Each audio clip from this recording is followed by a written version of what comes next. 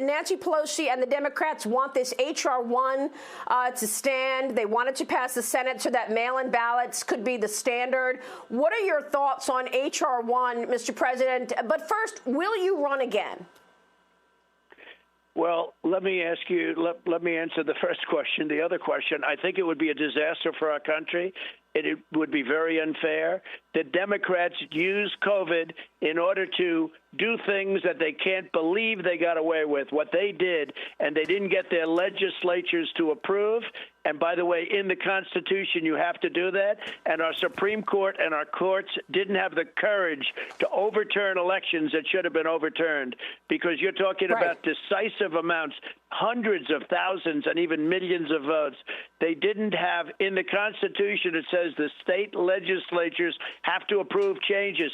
They made massive changes early, just before the election in some cases, and they made massive changes that not even mentioning all of the other things and all of the dishonesty in the election, the state legislatures did not approve these changes. Therefore, they're not allowed. And the Supreme Court, they didn't rule on the facts.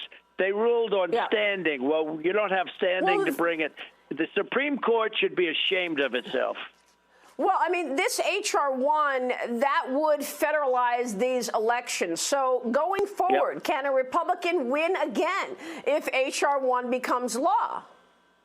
If they allow that to happen, if it's allowed to happen, I think your Republicans will have a very hard time getting elected. What will happen is the Democrats will be able to do what they did in the 2020 election, and even worse, potentially even worse.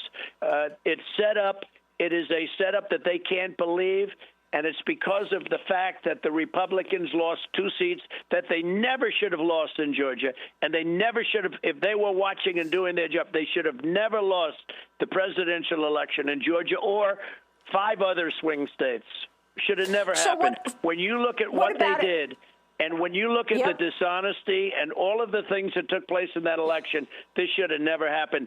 And they have to stop that, Mr. President, bill. So what about Absolutely. it? What about it? Will you run again, Mr. President? Are you considering 2024? Well, based on every poll, they want me to run again, but we're going to take a look and we'll see. We have first steps first. We have to see what we can do with the House. I think we have a very, very good chance of taking back the House. We did a great job. You know, you're going to lose from 15 to 25 seats the last time. I got involved. I worked very hard. I made tremendous amounts of meetings, speeches, and teleconferences and everything else for 56 of them. I had 56 basic teleconferences with thousands of people on the line on each one. And what happened is we ended up winning 15 seats instead of losing potentially 25 seats. That's a big swing. And it almost cost Nancy Pelosi her job. I think we have a chance of taking back the House. I think we have a chance to do better in the Senate. We need leadership in the Senate, which, frankly, we don't have. We need better leadership in the Senate. You have a good chance to take back the Senate. And, frankly, we'll make our decision after that. But you know what? If you take a look at the polls, Maria, when you take a look at what's happening on our southern border, when you take a look at what's happening with energy independence, which will be gone in 2 months, and we had it for the first time ever, we had it, and prices were low. When you take a look at all of the things, and then when you add the fact that I was the one, and this administration was the one that came up with a vaccine, which is going to save the world, okay? It's going to save. We would be, I think, worse than 1917, where 50 to 100 million people died.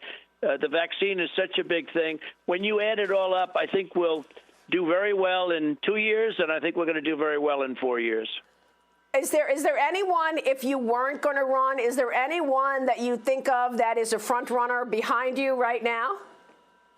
Well, I like a lot of them, and a lot of them I've been responsible for. You know, I mean, I've endorsed people that won. I've endorsed people that didn't have a chance, and as soon as I endorsed them, they went up by many, many points, and they won. And I'm doing that again. You know, it seems that the endorsements carry a lot of weight, and that's good. Isn't it? Yes, they do. Mr. President, I'm glad you came on to talk about all of the success that you had in your term, because it certainly was significant. As we wrap up here, Mr. President, what was your take on Meghan Markle now saying she, meeting with Democrat operatives, she may want to run for president?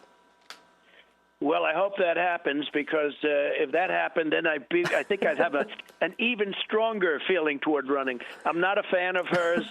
I think that what she talks about the royal family and the Queen, I happen to think I know the Queen, as you know. I've met with the Queen, and I think the Queen is a tremendous person, and I am not a fan of Meghan.